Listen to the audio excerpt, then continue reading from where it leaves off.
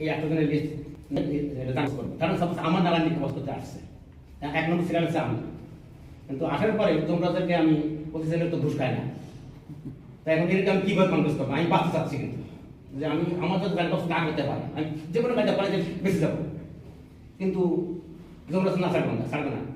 তো তখন জমরাজ বোঝানো হচ্ছে যে আমাদের মর্তে একটা সিস্টেম আছে যে যদি কেউ কারোর ফাঁসিও পায় তখন তার শেষ হিসাব পূরণ করতে দেওয়া হয়।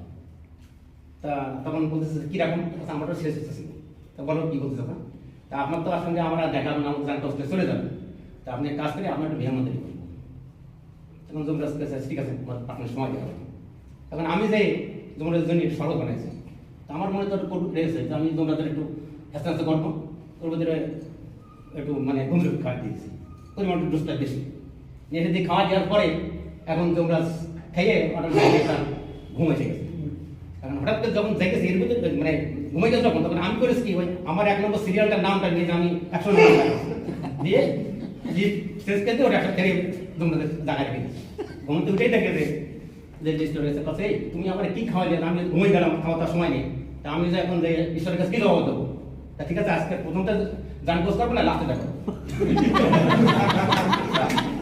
ঘটনা করছে কি যে আমরা যতই পৃথিবীতে আসছি, যতই আমরা চলে না কেন, কিন্তু জমরাজ আমাদের আজরাই কিন্তু বসে আছে আমাদের জন্য।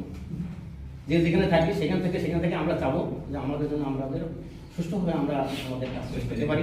পাশাপাশি একই সিস্টেম আমাদের দেখেন, আমরা যে ইংরেজির কথাটা বলি, আমরা সারাদিন কাজ করি, আমাদের ইংরেজি আমার তো মনে হয় যে বাইরের ডিপার্টমেন্ট 35% কাজ করে আর 65% ফাঁকি দেয়, আর আমরা 65% কাজ করি, 35 ফাঁকি দেয়। কিন্তু তারপরেও লাস্ট কাজ শেষে কিন্তু মাস শেষে বা দিন শেষে ওই বিলম্বে ইংরেজের উপরে পড়ে যে এরা কিছু করে না তারপরেও